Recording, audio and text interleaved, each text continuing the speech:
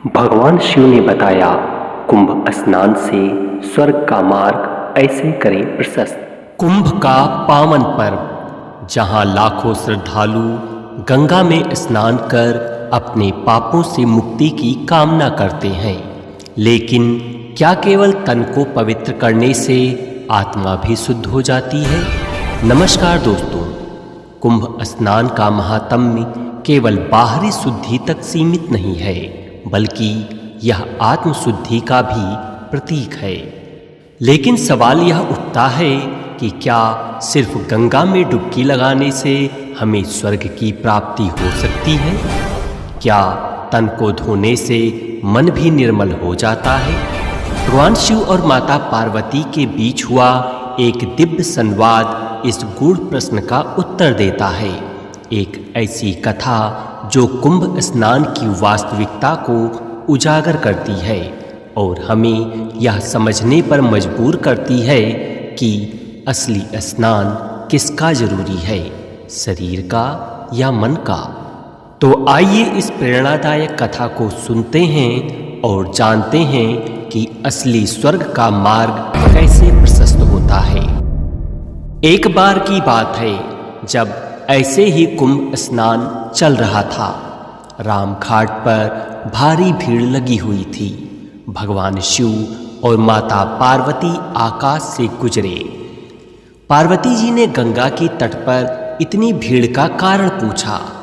आशुतोष भगवान शिव ने कहा, कुंभ पर्व पर स्नान करने वाले स्वर्ग जाते हैं। उसी लाभ के लिए यहाँ स्नानार्थियों की भीड़ जमा है। पार्वती जी का कौतूहल तो शांत हो गया, पर नया संदेह उपजा। इतने लोग स्वर्ग कहाँ पहुँच पाते हैं नाथ? पार्वती जी ने अपना नया संदेह प्रकट किया और समाधान चाहा। भगवान शिव बोले, शरीर को गीला करना एक बात है और मन की मलिनता धोने वाला स्नान ज़्यादा जरूरी है। मन को धोने वाले ही स्वर्ग जाते हैं, ऐसे लोगों को ही स्वर्ग मिलता है। पार्वती जी का संदेह घटा नहीं और बढ़ गया। पार्वती जी बोली, यह कैसे पता चले कि किसने शरीर धोया और किसने मन संजोया? भगवान शिव ने कहा, यह कार्य से जाना जाता है। शिवजी ने इस उत्तर से भी समाधान न होते देखकर प्रत्यक्ष उदाहरण से लक्ष्य समझाने का प्रयत्न किया। मार्ग में शिव कुरूप कोढ़ी बनकर बैठ गए, जबकि देवी पार्वती को बहुत सुंदर सजा दिया। दोनों बैठे थे। स्नान करने वालों की भीड़ उन्हें देखकर रुकती और अनमेल स्थिति के बारे में पूछताछ करती। पार्वती जी रटाया हुआ विवरण सुनाती। यह कोढ़ी मेरा पति है, गंगा स्नान की इच्छा से आए हैं। गरीबी के कारण इन्हें कंधे पर लाद कर लाई हूँ। बहुत थक जाने के कारण थोड़े विराम के लिए हम लोग यहाँ बैठे हैं। कोई मदद करके इन्हें घाट तक पहुँचा दे, जिससे मेरे पति को भी गंगा स्नान का लाभ प्राप्त हो सके। देवी पार्वती को देखकर अधिकांश दर्शकों की नियति दिखती दिखी। वे सुंदरी को प्रलोभन देते और पति को छोड़कर अपने साथ चलने की बात कहते। देवी पार्वती लज्जा से गड़ गईं। भला ऐसे भी लोग स्नान करने को आते हैं क्या? निराशा देखते ही बनती थी। सुबह से लेकर के संध्या हो गई, किंतु कोई भी अभी तक ऐसा नहीं आया जो देवी पार्वती की सहायता कर सके। काफी देर के बाद एक उदार चेता आए। विवरण सुना तो आंखों में आंसू भर आए। सहायता का प्रस्ताव किया और कोढ़ी को अपने कंधे पर लादकर तट तक पहुंचाया। साथ में सत्तू था, उसमें से उन दोनों को भी खिलाया। साथ ही सुंदरी को बार बार नमन करते हुए कहा, आप जैसी देवियां ही इस धरती की स्तंभ हैं। धन्य है माता आप, जो इस प्रकार अपना धर्म निभा रही हैं। भगवान शिव का प्रयोजन पूरा हुआ। शिव पार्वती उठे और कैलाश की ओर चले गए।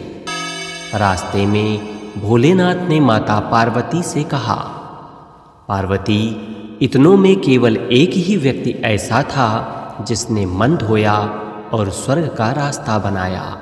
स्नान का महात्म्य तो सही है, पर उसके साथ मन भी धोने की शर्त लगी हुई है। पार्वती जी तो समझ गईं कि स्नान महात्म्य सही होते हुए भी क्यों लोग उसके पुण्य फल से वंचित रह जाते हैं, क्योंकि मन मैला और तन को धोए, फूल तो चाहे पर कांटे बोए। तो दोस्तों, भगवान शिव ने माता पार्वती को यह समझा दिया कि केवल शरीर को स्नान कराने से कुछ नहीं होगा जब तक मन की अशुद्धियों को नहीं धोया जाता। स्वर्ग का मार्ग उन लोगों के लिए खुलता है जिनका हृदय निर्मल होता है, जो सच्चे अर्थों में दयालु, परोपकारी और पवित्र होते हैं। तो अगली बार जब हम किसी पवित्र स्थान पर जाएं, किसी तीर्थ में स्नान करें, तो यह जरूर सोचें क्या हमने अपने मन को भी पवित्र किया है, क्योंकि यदि मन में लोभ, मोह, अहंकार और कपट भरा है तो बाहरी स्नान का कोई लाभ नहीं। सच्ची पवित्रता तन की नहीं, मन की होती है। अगर आपको यह कथा पसंद आई हो तो इसे लाइक करें, शेयर करें और हमारे चैनल को सब्सक्राइब करना ना भूलें। फिर मिलेंगे एक नई वीडियो में कुछ नई जानकारी के साथ। तब तक मैं विवेक कुमार श्रीवास्तव आपसे विदा चाहूँगा। जय जय श्री राम।